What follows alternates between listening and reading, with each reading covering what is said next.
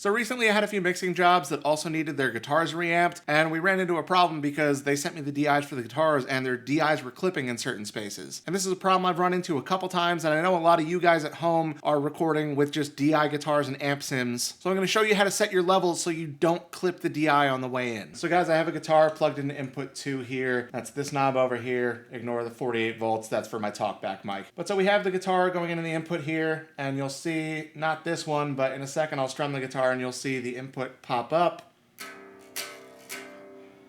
So that's the current input level of the guitar. Now I know some of you are going directly into the interface like I am here, and some of you are using a DI box before the interface, but the same principle I'm going to show you here is going to apply whether you're going direct in or if you're using a DI box between the guitar and the interface. Really what you want to do is you want to dial in the gain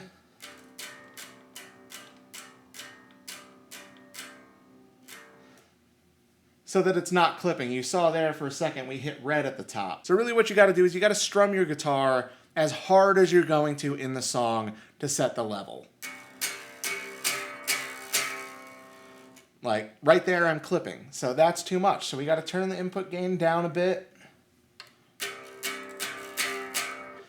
Now we're not clipping. Like that's a reasonable volume. We're hitting the guitar really, really loud,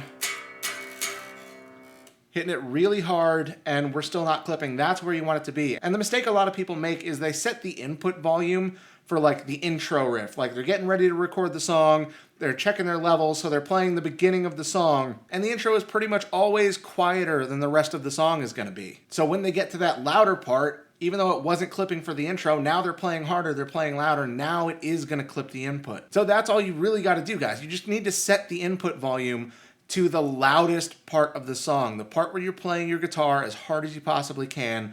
That's where you need to make sure you're not clipping. And if you're not clipping there, then the rest of the song should be totally fine. Like pretty much the way that I'm setting my guitar DI level is I want it to be as loud as I can get it without it clipping, and that's really all that matters. So play the loudest part to set the level, make sure it's not clipping, and then all the quieter parts will be at a perfectly fine volume. Now, if the input volume is all the way down and you're still clipping already, which can sometimes happen if you have active pickups, because obviously active pickups have a louder output. So if the input volume knob is all the way down and it's already clipping, now you have a problem, but this can be fixed relatively easily depending on what you have available to you. Some interfaces will have a built-in pad on the direct inputs. It can be like a -10 or a -12 or a -15 dB pad. So if you're clipping the input when the gain is all the way down, you're going to turn that pad on, it's going to reduce the volume. Hopefully that will reduce it enough such that it's not clipping when the input gain's all the way down, and then you can dial it in normally like I showed you. If you're having this problem and your interface does not have a built-in pad, there are a lot of DI boxes